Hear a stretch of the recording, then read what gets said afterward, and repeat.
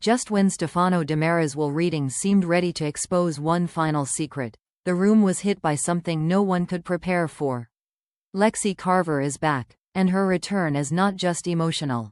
It is dangerous, because if Lexi truly walked out of those tunnels alive, then someone has been hiding a miracle, a crime, or both. Now the Demera family is standing in the middle of a mystery that could turn allies into suspects and old wounds into fresh explosions. On Monday, May 11th, Days of Our Lives does not simply ask what Stefano left behind. It asks who has been controlling the truth, and how far Salem's most powerful family will go to keep that truth buried.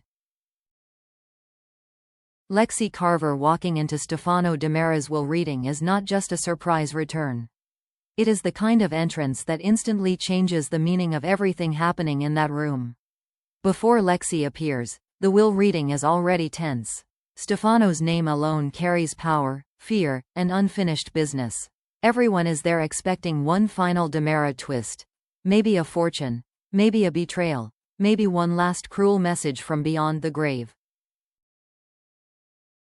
But Lexi's arrival turns the moment into something much bigger. Because this is not only about an inheritance anymore. It is about a woman everyone believed was gone suddenly standing in front of her family, alive, confused, and connected to secrets buried beneath the Demera mansion. Lexi apparently did not return through the front door with an explanation. She woke up, escaped from a pod, disconnected herself from medical equipment, and emerged from hidden tunnels at the exact moment Stefano's will was being read. That makes the timing feel almost impossible to dismiss as coincidence. For Abe and Theo, this is an emotional earthquake. Lexi was not just part of their past. She was a wound they had learned to live with. So seeing her again could bring joy, but also fear. Where has she been? Who kept her hidden? Was she aware of anything? And why did no one tell them? Theo's reaction may be especially complicated. He knew EJ had been involved in something secretive, but seeing his mother appear like this is different from suspecting a plan. It turns theory into reality. It turns hope into shock. And it may force Theo to question whether he trusted the wrong person. Meanwhile, EJ may try to manage the room, but Lexi's presence destroys his advantage. Every explanation he gives will sound incomplete. Every pause will look suspicious. And every Demera in that room will start wondering whether Stefano's final will was only one piece of a much darker experiment. After Lexi's return, EJ turning his attention to Cat Green says a lot about his state of mind. He is not simply confused. He is calculating. Instead of focusing only on Lexi's condition or the emotional shock of the family, EJ appears to move quickly toward damage control. That means he is already thinking about exposure. Who saw too much? Who heard too much? Who might talk before he can shape the story? Kat becomes important because she is close enough to the chaos to make EJ nervous. She may not have caused Lexi to escape. She may not even understand the full scope of what happened. But in EJ's world, a person does not need to be guilty to become useful. They only need to know something he cannot control. And with Leo Stark also circling the Demera drama, Kat may be the easiest person for EJ to pressure first. This is where the scene could become more than a simple interrogation. EJ may be trying to learn whether Kat saw Leo, whether she helped him, or whether she knows anything that could connect the tunnels, Lexi, and the will reading into one public scandal. Because that is the real danger. If this story gets out, the Demeras cannot simply spin it as family drama. A woman believed to be gone was apparently hidden in a pod beneath the mansion. That raises legal questions, medical questions, and moral questions. It could pull Abe and Theo into a painful fight for answers, while also giving every Demera enemy a reason to attack. So EJ's questioning may look powerful on the surface, but underneath, it reveals panic. He is trying to close every door before the truth escapes through one of them. The problem is, in Salem, the harder someone tries to bury a secret, the louder that secret usually becomes. While Lexi's return turns the room upside down, Gabi Hernandez brings a very different kind of pressure to the DiMera mansion. Gabi is not there to cry over Stefano's legacy. She is not there to stand quietly while the DiMeras divide power among themselves. She arrives with a claim, and she makes it clear. As Stefan DiMera's widow, she believes she deserves a piece of what the family has been trying to protect. That is a smart move, but also a risky one. The DiMeras do not like outsiders demanding anything from them, even when that outsider has a legal or emotional connection to the family. And Gabi understands that. She knows they may try to dismiss her, delay her, or intimidate her. That is why she has to make herself impossible to ignore. Then Tony steps in with an offer. On the surface, Tony may appear calm and reasonable. He may frame the deal as a peaceful solution, a way for Gabi to get something without turning the will reading into a war. But with Tony, softness does not always mean safety. His elegance can hide strategy. His patience can hide a trap.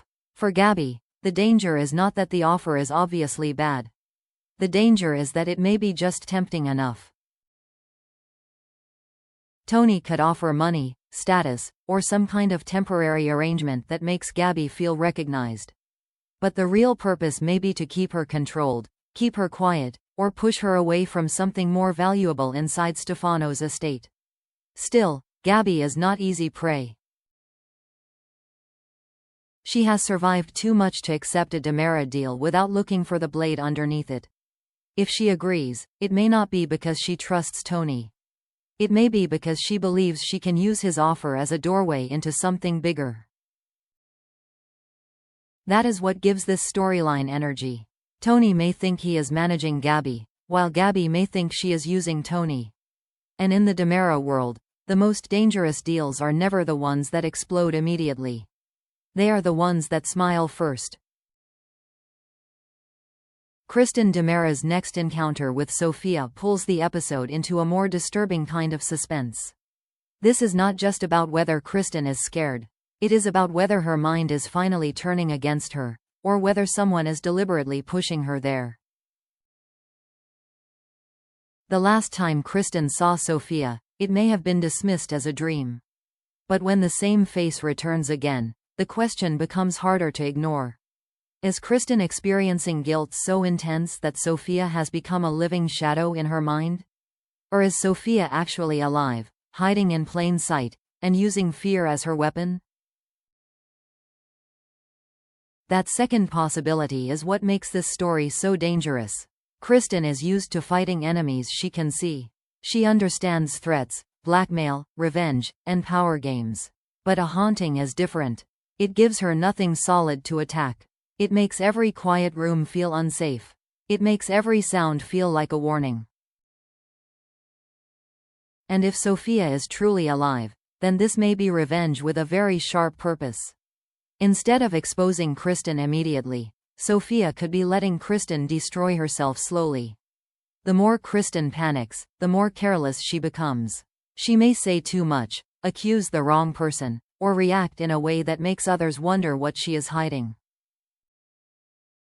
That connects perfectly to the idea of a corpse getting revenge. In Salem, death is rarely simple. Sometimes the person everyone thinks is gone becomes the one with the most power, because the guilty never stop looking over their shoulder.